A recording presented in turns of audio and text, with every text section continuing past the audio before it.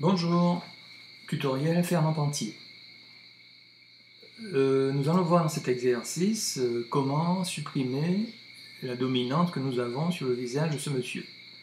En l'occurrence, on s'aperçoit que c'est une dominante rouge. Donc, il y a peut-être plusieurs formules pour ce genre de travail.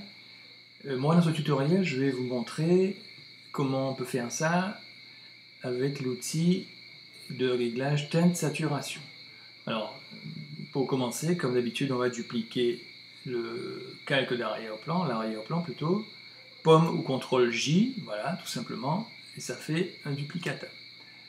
Donc, en cliquant sur ce petit bouton, on va aller dans teinte saturation, qui doit se trouver ici, voilà. Alors, comme on doit agir sur le rouge, on va sortir du mode global qui s'affiche ici pour passer sur la couche des rouges. Alors, vous avez vu ce qui s'est passé? Alors, je vais recommencer. Regardez bien ici et là. Je vais repasser en mode global. Quand je suis en mode global, on a simplement ces deux rangées ici et les pipettes sont inactives. Quand je passe sur une des couches, maintenant les pipettes sont actives et ici se trouve un petit module entre les deux rangées de couleurs. Nous allons voir tout à l'heure à quoi ça peut servir. Donc pour l'instant, je m'aperçois déjà que j'ai des j'ai des pipettes à ma disposition. Alors, on va cliquer dans la première pipette de prélèvement. Alors, avant d'aller plus loin, je vais vous expliquer quand même ce que je vais faire. Les pipettes que je vais utiliser, à savoir celle-là et pipette moins, vont me servir à cerner une zone dans laquelle je veux travailler, à savoir les rouges foncés qui sont sur le visage de ce monsieur. C'est-à-dire que je ne vais pas intervenir dans toutes ces parties claires, je vais juste intervenir sur les parties qui m'intéressent. Et ces deux pipettes vont me servir à isoler cette zone. Donc la première pipette, je clique bien naturellement dans la partie la plus rouge, par ici par exemple, voilà. Donc à l'écran il ne se passe rien. Sauf que je vais annuler l'opération, voilà. Regardez bien le petit chariot qui est là. Je remets l'opération avant, après, voilà. Donc vous voyez bien que ça a changé quelque chose. Donc là, j'ai laissé comme c'était après. Donc en cliquant dans le rouge, ça a bougé mon petit chariot vers le rouge. Et la couleur que j'ai prélevée, elle est exactement ici, au milieu du chariot.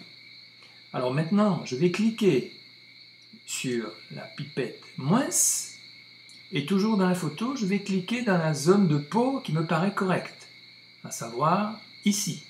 Regardez le petit chariot, voilà. Alors, quand j'ai cliqué là, vous avez vu que la partie centrale du petit chariot s'est rétrécie. J'annule, pomme Z, voilà, c'était comme ça. Et en cliquant ici, regardez bien le petit chariot, hop, ça réduit la zone. Donc maintenant, ce que j'ai fait entre ces deux pipettes, c'est que j'ai isolé exactement la zone que je veux corriger. Pour vous montrer exactement, je vais pousser. Alors vous voyez que tous les curseurs sont à 0. Donc je vais pousser la tête exagérément de ce côté-là pour vous montrer la zone que j'ai isolée. Elle se manifeste ici en bleu. Alors cette zone, on peut encore l'ajuster en venant jouer avec cette zone-là. On peut ou l'étendre vers la droite ou la réduire en la ramenant vers le milieu. Voilà. Et là, vous voyez bien que j'ai la zone qui est très très isolée. La zone que je veux corriger. Voilà.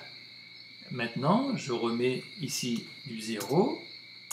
Et donc, ma photo n'a toujours pas changé. Sauf que vous avez bien vu que j'ai isolé la partie que je veux corriger.